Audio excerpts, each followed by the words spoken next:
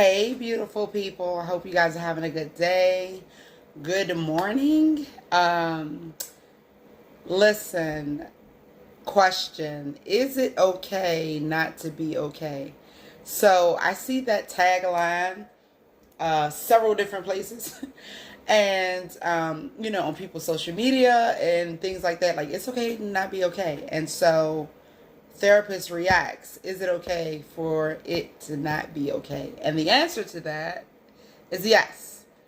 It is okay for you not to be okay. Now, the thing is, and this is Christian therapy, y'all. So the thing is, why would the scripture be in the Bible for us who are weary and heavy laden to come to get rest if we were not okay in the first place, right? So that's one thing.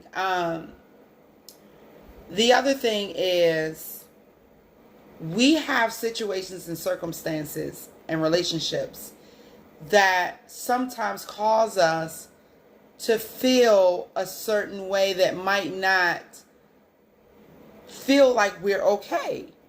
And that's okay. Because from those situations, what do we gain? We gain God's perspective. We gain his wisdom. We gain his understanding. We gain, above all, wisdom. And we gain knowledge and understanding. And in all our getting, we're supposed to get understanding. He says to come to him. Those who come to him, will get wisdom liberally, right? So those who ask will get his wisdom liberally.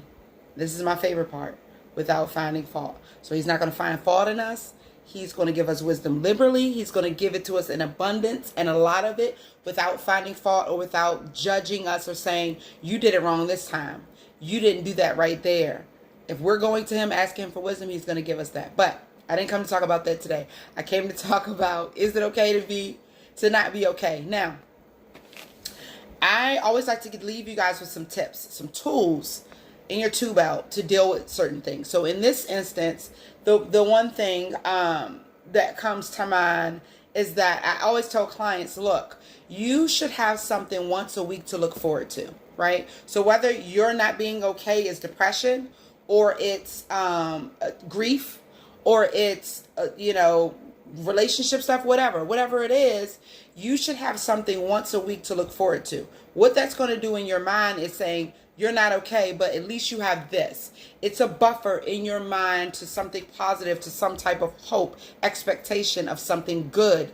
It's an increase in endorphins. So what you want to do is have something once a week to look forward to, all right? Some people, especially if they're in deep depression, I will tell them, have something once a day to look forward to, like a vitamin, okay? So the other tip is to ask yourself, if you're exhausted, like if you're like, oh my gosh, I'm tired. Ask yourself, is this physical exhaustion or emotional exhaustion? Unpack that with somebody, a pastor, a friend, somebody. Unpack it with somebody that you trust that is a healthy environment. So if you don't know what that looks like, please join the 4 Types of People group so you can learn where to unpack and what's safe. All right. So love you guys. Christian therapy.